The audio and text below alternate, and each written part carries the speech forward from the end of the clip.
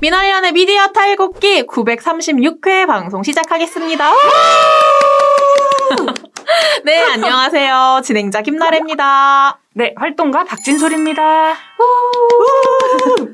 네, 오늘은 원래 편성표 상에는 이제 MBN의 국민감사 청구 이야기를 좀 하려고 했어요. 신미사무처장님이랑요. 그런데 저희가 첫째로는 이제 내부 검토를 좀 더 거쳐서 좀 더 완성해서 국민감사 청구에 대해서 이야기를 해드리자 이렇게 이야기가 나왔고요. 네. 그리고 두 번째이자 오늘의 가장 진솔 활동가하고 함께 나온 중요한 이유, 시급하게 꼭 시청자 그리고 우리 청취자 분들에게 이야기해야 할 주제가 있다 해서 오늘을 좀 긴급 편성 맞아요. 변경을 해서 나오게 됐는데요. 네. 박진솔 활동가하고 함께 진행을 하는데 박진솔 활동가가 직접 오늘 전해드릴 이야기가 무엇인지 소개해드릴까요? 네. 11월 30일에 광주지방법원에서 전두환 씨의 고 조비오 신부에 대한 사자 명예훼손 혐의 1심 선고가 있었어요. 네. 이 재판부는 전 씨에게 징역 8개월에 집행유예 2년을 선고했는데요. 네. 이 재판부는 목격자 진술 그리고 군 관련 문서를 종합해서 분석을 하면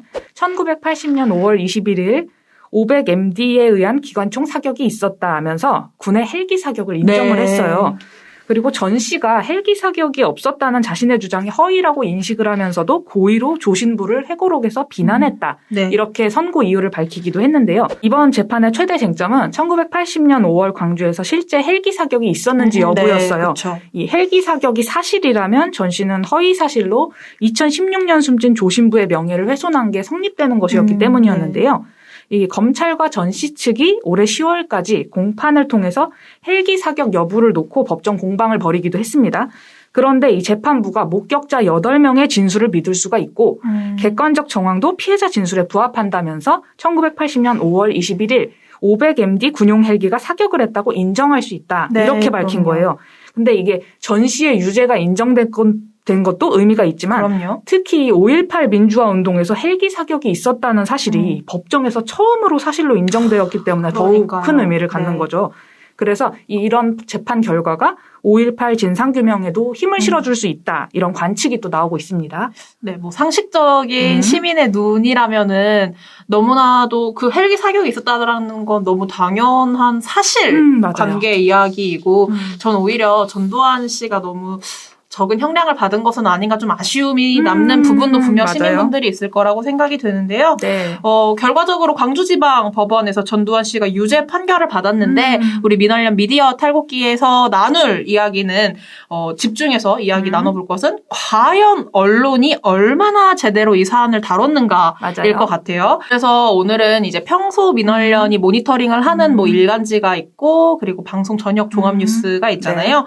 그런데 이들뿐만이 아니라 5.18 민주화 운동의 근거지이자 이번 재판을 담당했던 광주지방법원이 있는 광주 언론과 좀 비교를 해서 보면 더 좋겠다라는 생각이 들었어요. 네. 마침 미디어 오늘에서 굉장히 잘 정리된 기사가 있더라고요. 그럼 광주 언론부터 좀 살펴볼까요? 네. 미디어 오늘 12월 1일 보도였는데요. 광주 언론 집행유예 전두환의 사과 한마디 없는 뻔뻔한 자라는 보도였어요. 박서영 기자님 기사네요. 이 해당 기사에 따르면 광주 언론은 12월 1일자 아침종합신문 1면에 일제히 전 씨의 유죄 소식을 보도했습니다. 네. 이 광주 언론은 80년 5월에 헬기 사격이 있었다는 것을 인정하는 첫 판결이 나온 점은 의미 있는 것이다라고 하면서도 아직 광주 시민에게 사과를 하지 않은 점, 유죄 판결은 당연한 결과이지만 집행유예에 그친 점 등은 아쉽다 이렇게 평가를 했어요. 대표적으로 강남일보는 1심 재판을 맡은 김정원 부장판사가 전 씨에게 사죄를 권했고 재판에 대해 부담감을 느끼고 있는 것 같다 이렇게 보도를 했는데요. 사설에서는 유죄를 선고한 재판부의 현명한 판단에 경의를 표한다 이렇게 하면서도 전 씨에게 감옥살이를 면하게 해준 것은 많이 아쉽다. 집행유예는 국민의 법감정과 눈높이에 맞지 않는 판결이기 때문이다. 무엇보다 전 씨는 수백 명의 목숨을 앗아간 5월 학살의 최고 책임자이면서도 40년이 지난 지금까지 사과 한마디 없는 뻔뻔한 자 이렇게 비판을 했어요. 강한 어조긴 합니다. 네, 맞아요. 그리고 광주매일신문도 5.18 책임자 전두환 단죄 바라는데 아쉽다 이런 제목의 사설을 냈는데요. 광주 시민은 바라지도 않으나 단 한 번이라도 사과조차 없다. 이번 판결은 5.18 진상규명의 단초가 됐다. 역사와 정의를 바로 세웠다는 점에서 다소 아쉽지만 환영할 만하다. 이렇게 평가를 했고요. 네. 전남일보는 5.18 헬기 사격 인정은 네. 진상규명에 한 획을 그었다는 점이다. 이런 것에 집중을 했는데요. 네. 이 전남일보가 사설에서 법원이 5월 항쟁 기간 헬기 사격이 이뤄졌다는 것을 인정한 것은 40년 만에 처음이다. 그만큼 이번 재판은 5.18 진상규명에 한 획을 그었다는 평가를 할 수 있다. 이렇게 밝혔습니다.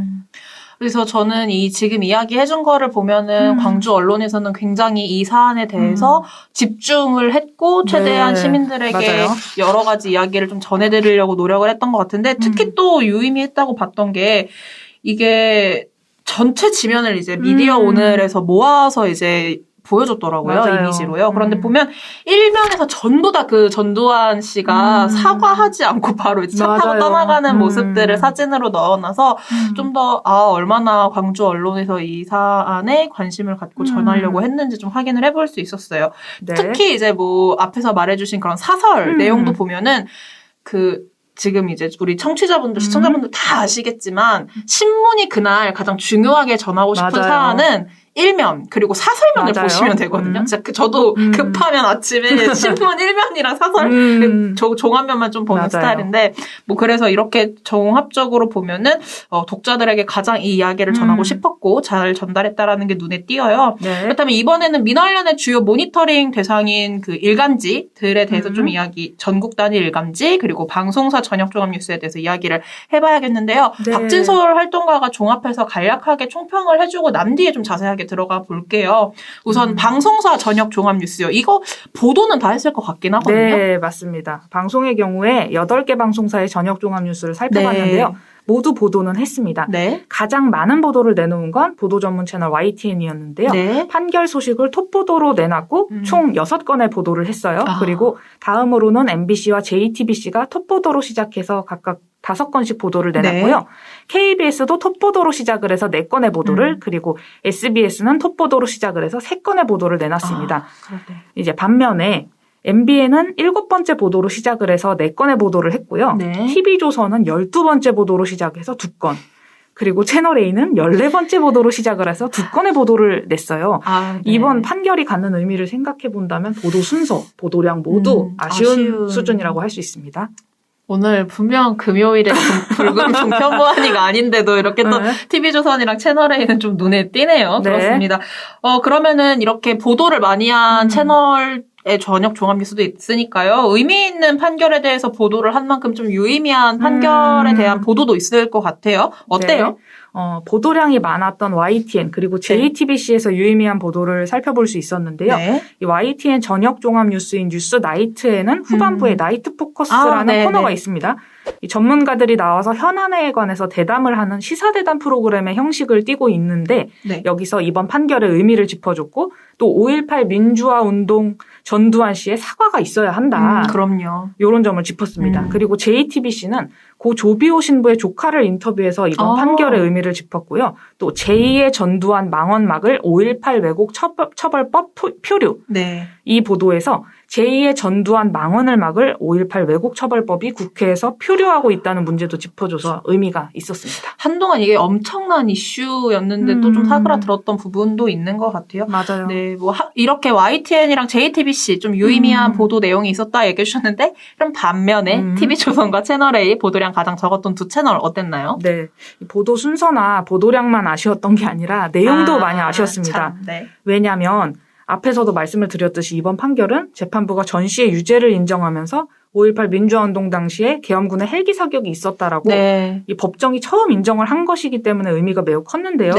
이 두 방송사 모두 재판부가 헬기 사격을 인정하고 전 씨에게 유죄 판결을 내렸다는 사실은 건조하게 보도를 했지만 재판부가 헬기 사격이라는 사실을 인정한 것에 어떠한 의미가 있는지를 제대로 말을 해주지 않았어요. 그러니까 정말 단순하게 재판 사실만 그렇죠. 결과만 전해줬다. 맞아요. 뭐 이렇게 정리를 해볼 수 있을 것 같네요.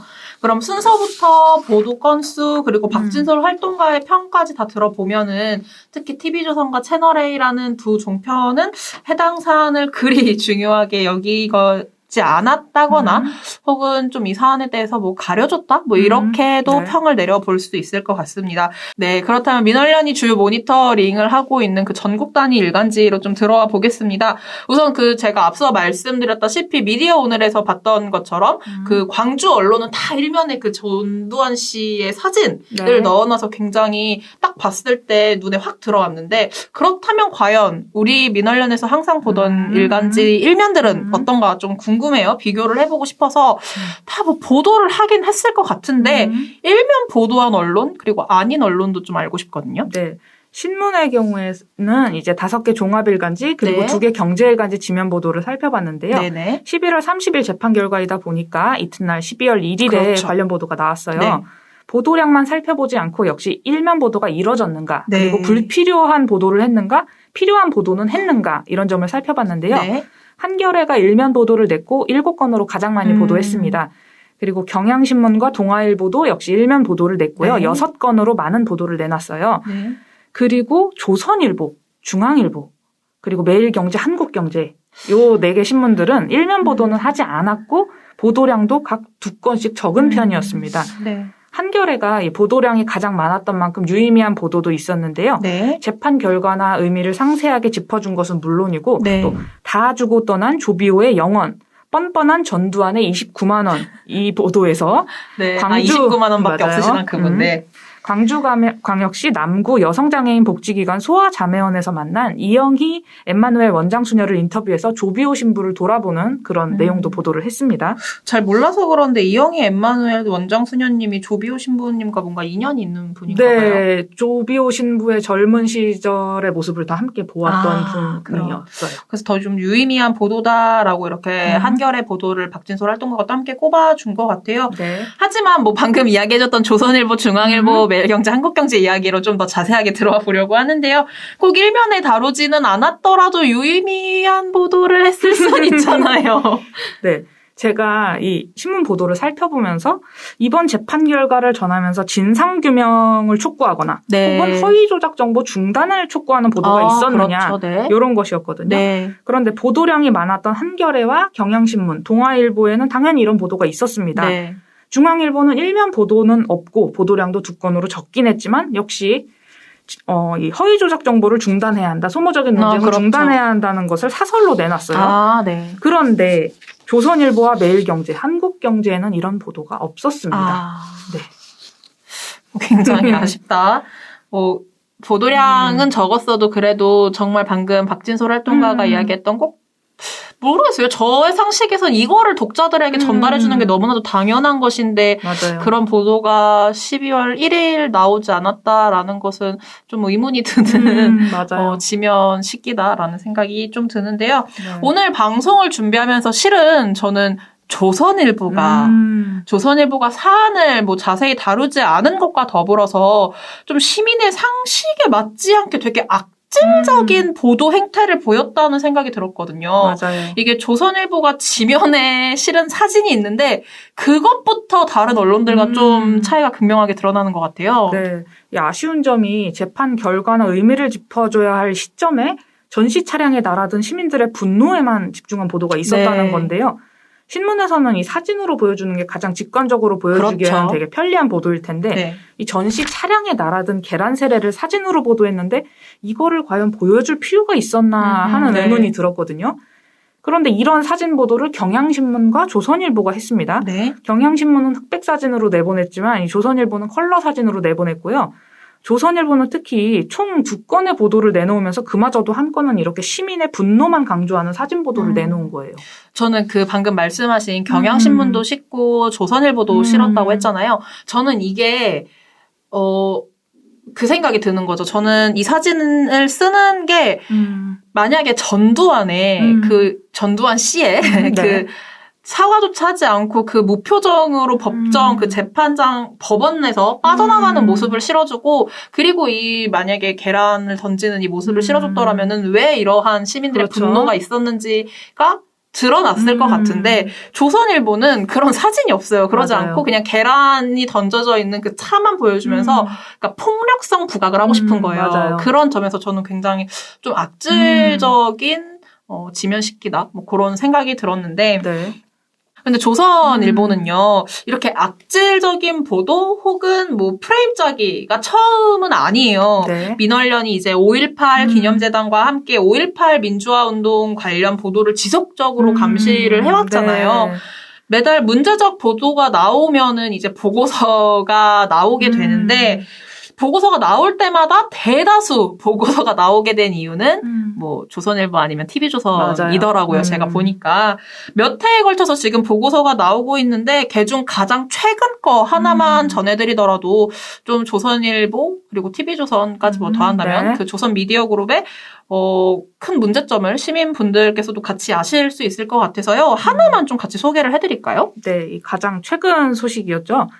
추미애 네. 법무부 장관 아들 휴가 특혜 의혹을 수사하던 서울 동부지검 형사 일부가 네. 추 장관 아들과 서 씨, 추 장관의 더불어민주당 대표 시절 보좌관, 추 장관 아들의 휴가를 승인했던 중령 등 관계자 모두를 불기소 네네. 처분한 것을 보도를 하면서요. 네. 9월 30일에 조선일보가 검찰을 개로 만들어 권력이 정의 쏟아진 분노 이런 기사를 냈습니다. 네. 그런데 여기에서 조선일보가 검찰의 불기소 처분을 추미애 면죄부로 규정을 한 뒤에 서울 동부지검 수사 결과를 전한 네이버 뉴스 코너에는 검찰과 추 장관에 대한 비판이 쏟아졌다 이러면서 진짜 댓글 전하는 거 되게 좋아요. 시민 반응 네. 일부를 전했는데 이 과정에서 직접 한 게 아니면 괜찮다는 식의 검찰 논리라면 5.18 전두환 발포 명령도 무죄냐 이런 글도 있었다면서 뜬금없이 5.18을 꺼내든 일이 있었습니다. 정말 뜬금없어요. 그 저희가 실은 전에 그 추미애 법무부 장관 아들 군대 특혜 휴가 의혹 네. 관련해서는 너무 이상한 보도며 논설 대담이 많다 맞아요. 이런 거를 저희가 전해드리기도 했었는데 오늘은 뭐 5.18 이야기에 집중을 해야 되니까요. 이 전두환 씨 쪽으로 가보죠. 네. 그런데 이 추 장관 아들의 휴가 특혜 의혹을 보도하면서 온라인의 게시글, 댓글을 그대로 전하는 건 사실 조선일보 한두 번이 아니죠. 비롯해서 보수 성향 일간지가 보여온 행태 중 하나예요. 네. 출처가 온라인, 관련 기사의 댓글과 각종 커뮤니티 이렇게 나와 있어서 취재를 정말 했는가? 이런 의심마저 드는 발로 경우가 뛰지 않죠. 네, 많았어요. 그리고 출처를 밝혔어도 문제인 게 이 온라인상에 떠도는 댓글을 그대로 전하는 게 언론의 본분은 아닌 게 확실하잖아요. 그렇죠. 대표성이 있는지 여부도 좀 얘기하기 어렵고 그리고 무엇보다 이 5.18 광주 민주화운동 관련해서 전두환 발포 명령도 무죄냐 이런 걸 가져오는 거는 진짜 맞아요. 악질적이라고 밖에 안 보이거든요. 네, 그러니까 이런 댓글을 가져온 게 직접 관여하지 않아서 추 장관이 무죄라면은 직접 발표 명령을 안 했다는 전두환 씨도 무죄인가? 이렇게 되묻는 그쵸. 거예요. 그런 뜻인데. 그러니까 그냥 추 장관 상황에 대한 반발만 보여주는 것 같지만 전두환 씨가 직접 발표 명령을 하지 않았다. 네. 이런 의미로도 읽힐 수 있어서 매우 위험하단 말이죠. 네. 이 사족처럼 붙은 이 댓글이 읽는 이로 하여금 5.18에 대해 왜곡된 진실을 전달할 가능성이 분명히 있는 거예요. 네, 그렇습니다. 근데 그동안 언론이 가볍게 퍼나른 이런 일각의 주장이 5.18 허위 조작 정보로 몸집을 키우는 걸 우리가 매우 많이 봐왔습니다. 네. 그래서 조선일보 기사를 결코 가볍게 넘길 수가 그렇죠. 없었던 거고요. 대표적으로 2013년에 방송된 TV조선 시사대담 프로그램 장성민의 시사탱크 5월 13일 방송. 아, 네네. 네. 요게 대표적인 정말 예인데요. 진짜 이거는 정말 아주 큰 비판과 비난을 받아도 맞아요. 네, 지금 전해드릴 사안이. 네.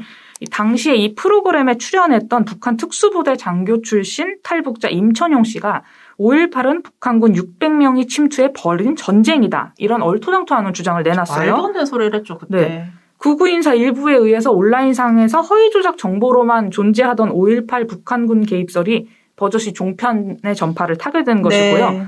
이후에 이 허위 조작 정보가 분명한 5.18 북한군 개입설이 마치 진상규명이 필요한 사안인 것처럼 몸집이 커졌고요. 네. 급기야 우리가 잘 아는 그쵸. 2019년 2월 8일 김진태, 김순례, 이종명 자유한국당 의원이 주최한 5.18 진상규명 대국민 공청회 여기에서 5.18 북한군 개입설이 등장을 해서 이 5.18 유가족들에게 깊은 상처를 줬습니다. 그러니까요. 그때 정말 많은 시민분들이 함께 분노를 했고, 근데 아직도 여전히 이거를 주장하시는 분들이 네. 좀 있잖아요. 네. 좀 강화문만 가도 우리 회사 근처고 여기만 가도 그렇죠. 계시단 네. 말이에요. 그래서 그러면 참 답답하기 이를 데가 없는데 실은 이 논란을 좀 키우는데 가장 큰 그런 뭐 역할을 했다고 말하면 좀 긍정적인 뜻인 것 같은데 하여튼 너무 이거를 몸집을 불리게 만들어준 계기가 이 TV조선 시사대담 프로그램 장성민 시사탱크 진짜 큰 문제였는데 맞아요. 박진솔 활동가가 알려드린 TV조선 장성민의 시사탱크뿐만 아니라 채널A 김광현의 탕탕평평도 당시 5.18 광주민주화운동을 폄훼하는 방송을 했는데요. 두 방송 모두 5.18 당시 북한 특수부대가 급파됐다는 주장과 함께 북한군 출신의 탈북자 발언을 내놨습니다. 이에 방송통신심의위원회는 2013년 6월 13일 전체 회의를 열어 TV조선과 채널A에 각각 법정 제재인 관계자 징계와 경고 결정을 내렸습니다. 특히 TV조선 장성민의 시사탱크에 대해 장낙인 방심위위원은 북한군이 개입했다는 괴담 수준의 이야기를 내보내고 자발적으로 사과하지 않고 방송 후 일주일이 지나 여론에 이끌려 사과했다면서 높은 징계가 필요하다고 지적했습니다. 네, 오늘 박진솔 활동가와 함께 이렇게 5.18 광주 민주화운동 관련해서 전두환 씨가 유죄를 선고받았다라는 1심 선고 내용, 그리고 그에 대해서 언론이 어떻게 다루고 있는지 함께 이야기를 해보았는데요. 실은 이게 지금 1심 선고 결과가 나온 맞아요. 거고 좀 더 진행이 될 사안이기 때문에 이후에도 우리 언론이 어떻게 이 사안을 보도하고 관심 갖고 있는지 또 전해드릴 수 있을 것 같아요. 네. 그리고 실은 박진솔 활동가와 함께 하게 된 계기가 그 한 6개월 정도간 그 5.18 기념재단 관련 함께 이제 협업하는 과정에서 보고서를 또 박진솔 활동가가 썼어요. 매번 네. 이렇게 보도도 분석을 하고. 그래서 함께 오늘 좀 이야기해줄 만한 본인의 소감이 있을 것 같아요. 5.18 민주화운동을 말할 때마다 늘 하는 말인데요. 이 5.18 민주화운동은 대한민국의 민주주의를 한 걸음 앞서 나가게 했지만 그 뒤에는 부당한 권력에 저항을 했던 많은 이들의 희생이 따른 그야말로 민주화운동입니다. 네. 이 5.18 민주화운동 정신을 널리 알리는 보도는 활발하게 이루어져야 마땅하지만 특정 언론사가 이 자기 주장을 그대로 펴기 위해서 5.18을 악용하는 건 결코 해서는 안 되고요. 또 이번 판결, 전두환 씨 판결과 같이 재판부가 5.18 민주화운동 당시에 계엄군의 헬기 사격을 처음으로 사실로 인정했다는 네. 이런 판결의 의미를 설명해주지 않고 그저 수많은 재판 결과 중에 하나인 것처럼 소개하고 넘어가는 행태도 벌어지면 안 될 것 같습니다. 그리고 요즘 언론이 참 많잖아요. 그런데도 신문을 읽고 방송사 저녁 종합 뉴스를 찾아보는 건 이 수많은 사실 속에 깃든 의미를 정확하게 이들이 짚어주겠구나 하는 기대와 믿음이 있기 때문일 텐데 언론이라면 그 의미를 적절하고 확실하게 그러니까 적확하게 찾아내고 독자와 시청자들에게 전달해줘야 하지 않겠나 이런 생각을 해봅니다. 너무 공감되는 말이에요. 왜냐면 제가 신문 구독하고 방송 저녁 종합뉴스 보는 이유가 그러니까 아까 얘기했지만 바쁘면은 우리가 어떻게 그거 모든 뉴스를 다 알 순 없잖아요. 그런데 그런 것들을 보는 이유는 다 오늘의 가장 주요한 이야기는 뭐였을까? 오늘 내가 꼭 알고 넘어가야 할 게 무엇일까? 맞아요. 해서 사람들이 챙겨보는 것인데 그런데 전두환 씨의 이런 재판 결과에 대해서 제대로 다루지 않고 건조하게 그냥 짚고 넘어가면 이게 뒤로 밀리는 사안이 맞아요. 돼버리는 거잖아요. 물론 지금 뭐 많은 언론이 관심을 갖고 있는 게 추미애 법무부 장관과 네, 윤석열 네. 검찰총장 그 사안이라고는 하지만 그래서 앞으로도 많은 언론이 좀 계속해서 진행될 이 사안에 대해서 관심 갖고 좋은 보도를 많이 해주시길 바라는 마음입니다. 네. 오늘 방송은 여기서 마무리할까요? 네. 좋습니다. 네, 그럼 오늘 방송은 여기서 마무리하도록 하겠습니다. 미나연의 미디어 탈곡기는 내일도 열심히 털어드리겠습니다. 탈탈탈 안녕!